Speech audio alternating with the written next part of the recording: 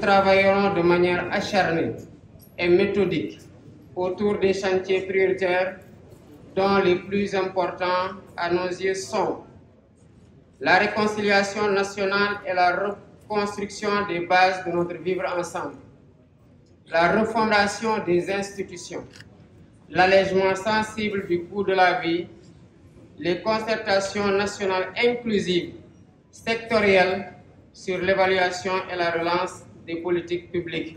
Je m'engage à gouverner avec humilité, dans la transparence, à combattre la corruption à toutes les échelles.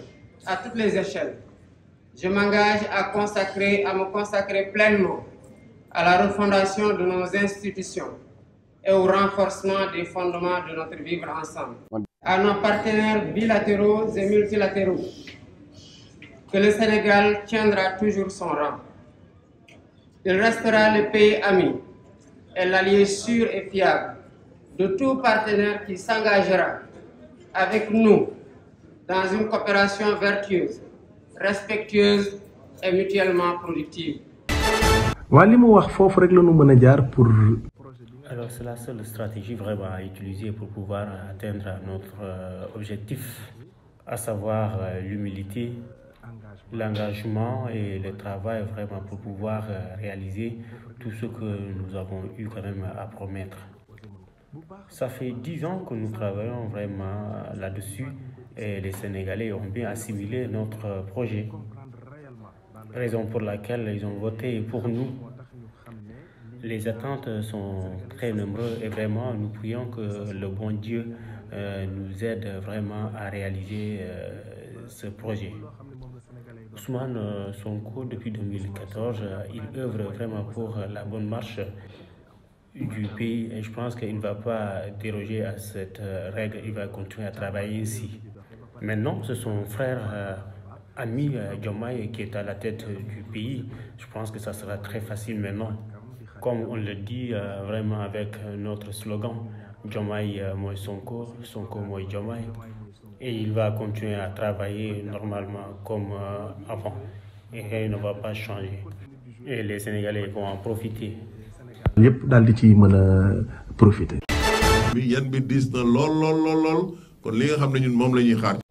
chantiers seront énormes et ce que nous attendons du président de la République, c'est de faire de telle sorte qu'il y ait une réconciliation nationale pour que la paix revienne au Sénégal, qu'il y ait un bon vivre ensemble. Nous allons avoir du gaz et du pétrole. Ce sont des opportunités qui pouvaient nous mener au développement. Mais aussi, nous devons avoir le meilleur comportement.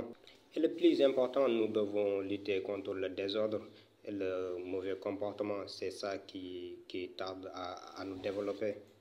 Maintenant, nous devons préserver nos ressources naturelles pour que tous les Sénégalais se sentent là-dessus et qu'il y ait une meilleure gestion pour que le Sénégal puisse se développer.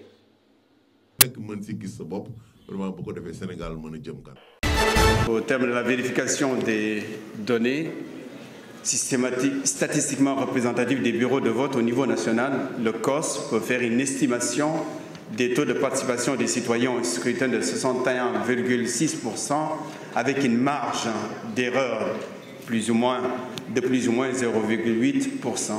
La mission tient à cet égard à féliciter les autorités électorales et administratives pour l'organisation matérielle du scrutin en dépit des dysfonctionnements. Elle félicite également les candidats, les populations, la presse, la société civile et les forces de défense et de sécurité pour le sens des responsabilités et la maturité dont ils ont fait preuve lors de ce scrutin. La mission exhorte les parties prenantes à s'inscrire résolument dans ces dynamiques de pacification de l'espace politique et électoral. Sénégal, notre si précieux patrimoine commun, vient une fois de plus de démontrer au monde la maturité et la vitalité de son modèle démocratique. En effet, organisé dans des conditions inédites et au travers 1001 difficultés. La présidentielle de ce 24 mars restera dans notre histoire politique comme l'une des mieux organisées, des plus transparentes, des plus paisibles et des plus sincères. Par ce comportement, le peuple sénégalais a conforté la bonne santé de notre démocratie. Des centres urbains au profond de notre campagne et dans la diaspora, les populations se sont fortement mobilisées pour rappeler le haut niveau de citoyenneté des électeurs. Par l'expression de leur souveraineté dans la paix et la sérénité, nos compatriotes ont conforté le statut de démocratie majeure de notre pays. Je réitère mes félicitations au président Diomaye Faye.